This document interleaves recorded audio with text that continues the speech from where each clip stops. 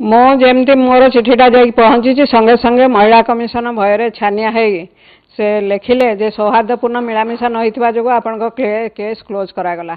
से केस रे कौन कले जे क्लोज कले से माने केस रे किछि तदंत करना से बसी बसी 2 वर्ष काल गड़े एवं अपेक्षा कले केवल तारा दत्त केमती रिटायर करेंगे तांकर रिटायरमेंट 30 तारिख रे हैला मो पाखु चिठी गत काली आसी पहुँचला जे केस क्लोज हो गला केवल से माने अपेक्षा करथिले तारा दत्त को सेफ पैसेज देवा पई सेति मु आगु कही जे महिला कमिशन वर्तमान वीआईपी कमिशन रे परिणत होईची वर्तमान मु आज कहूची मु आज सर्वसमक्ष रे कहूची जे महिला कमिशन वर्तमान महिला कमिशन रे परिणत होईची महिला माने डटी कमिशन महिला कमिशन हैज बिकम महिला कमिशन एंड डटी कमिशन चिठी रे लिखा है सौहार्दपूर्ण मिलामिशा न जो केस क्लोज करते मुझे कही रखे जे जेतेबेले मु लिखी जे मोर स्वामीर घर छाड़बार कारण है जे मु सहित रहिले मोर जीवन प्रति विपद अच्छी ताले से कौ भाव में भावुंट जे सौहार्दपूर्ण मिलामिशा मुझे मागुली बोली मु तो मागुली मोर स्वामी एगेन्स्ट एक्शन हो से तदंत करी सरकार को रिपोर्ट दिंतु एवं से कथा मत बारंबार से मत आश्योरेंस देइचंती बारंबार ऑफ द रेकर्ड मत से आश्योरेंस देइचंती तांको ऑफिस रूम रे जो ठाकुर का फोटो लगी से ठाकुर का फोटो आगे मोर हाथ धरिकी से कहते आप मो ऊपर विश्वास रखु आप देखिए मुझे आपको न्याय देवी यही न्याय से मत शेष देले देखियो गले आपण बहुत थोर जाइछंती महिला कमिशन जाइछंती आपनकर मिलामिशा पई मध्ये चेष्टा कराई से समय भितरे आपण किछि आश्योरेंस पाइथिले कि महिला कमिशन पक्षरु शुणु मिलामिशार कथा उठुची कौटी मिलामिशार गोटे मात्र शर्त मु रखी जे मोर स्वामी जदि निर्दोष प्रमाणित हे निर्दोष प्रमाणित हेले सिना मिलामिशार कथा उठुची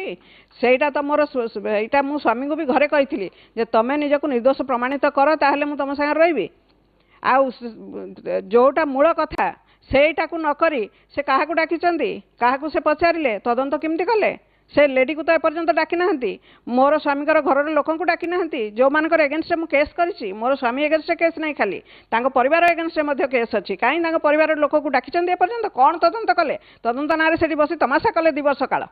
आउ एबे शेष कहते मिलामिशा हो न पारे कोर्ट किए मिलामिशा मागुला मु कहूली लोपामुद्रा बक्सीपात्र को मोर हाथटा धरिकी नहीं जाओ मो स्वामी घर छाड़ मोर घर मु भूली जाइली रास्ता ना कौन मु जाइली महिला कमिशन को मत रास्ता बतई दियो मोर घर को जीवी बोली मैडम एबे आपन परवर्ती पदक्षेप कोन रहिबो मोर परवर्ती पदक्षेप है मानव अधिकार कमिशन को जीवा कथा मु चिंता करूची जदि सेठारी मध्ये आपन सेम न्याय न मिले आ आपन जदि देखियो बोले तो जो सरकार को अधीन रहउची महिला कमिशन जेमती मानव अधिकार कमिशन से भली रहउची जदि सेठी को आपन न्याय न मिले आपन कोन करबे तापरे सेटा मु देखिबी तापरे मु चिंता करबी जेमती महिला कमिशन ऊपर मु विश्वास करथिले शेष पर्यंत बहुत दिन पर्यंत मु विश्वास करके रही एवं कथार मध्य विश्वास कली से जहाँ कहले से मानिली एवं शेष में महिला कमिशन मत ठकिले मु वर्तमान जीवी मानव अधिकार कमिशन को जीवी एवं समस्ते सब लोक एका प्रकार अच्छा मोर मुझे ए देश भल लोक अनेस्ट लोक एवं समस्ते समस्त एका मापरे आम तौलिबा ठीक नुहे आपण भाबुचंदी कि किछि सरकारी स्तर रे बा मुख्यमंत्री नवीन पटनायक को के विषय रे अवगत कराइले किछि भलो होंता बारंबार मु तांकु चिट्ठी लिखी मु तांकु मागिछि तांकु अपॉइंटमेंट मागिछि से कोनोसी चिठीर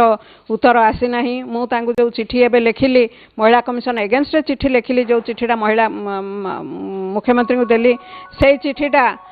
तांकर अधस्थन कर्मचारी से महिला कमिशन को पठे देले जे आपण